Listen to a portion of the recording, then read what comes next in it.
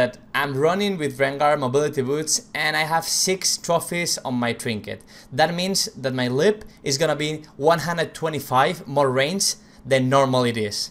So the first one is the easy, kind of the easy jumps on the jungle, that is to blue buff from both brush, from bot and top brush. It's pretty easy to do. Same for wolves. You just need to put a ward, you just need to put that, like your trinket, or even if you go feral flare, it's easy because the range is higher. So you can just put a ward and jump to any of them. So you can just escape or even like go to your jungle faster, just jump into them.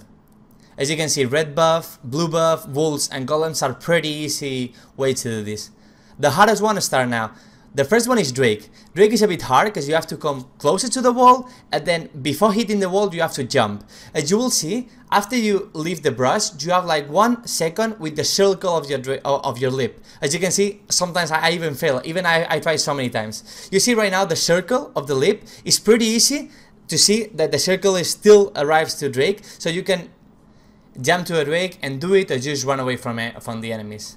The next one is gonna be the big Wraith. I'm gonna show you 2 ways to join the big Wraith. One is from the top of it. If you have a ward, or probably even without a ward, with the vision you get when you see him, you can just jump. And this one is a bit harder. This one you need to practice again, because you need to go to the brush, go once again closer to the wall, and when you're close, you can leap into the big Wraith. It's probably one of the hardest jumps with the Nashor and the Drake ones, but still it's pretty worth. If they're ganking you or something and you want to run away from there, you can just go in that brush, put a ward there before, and then just jump. In the other side, in purple side, doesn't work. The wall is too big for that.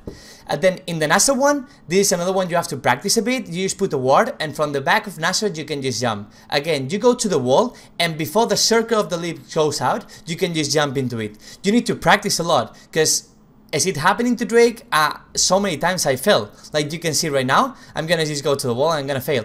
But at the third time, I'm gonna do it and I will show you. You can see the circle of the lip, you can see how big it is, and you can see that it's still up, the circle. So in this 1 second remaining, you can just jump into the Nashor and get it.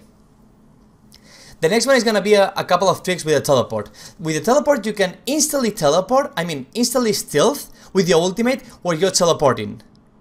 Even though you're receiving damage, that doesn't matter because you're using teleport. As you can see in slow motion, I will ultimate and teleport. And in the moment I teleport, I instantly join stealth. That means they cannot hit me anymore. And that's a cool way and a really pretty nice way to leave from a gank or to escape from anyone.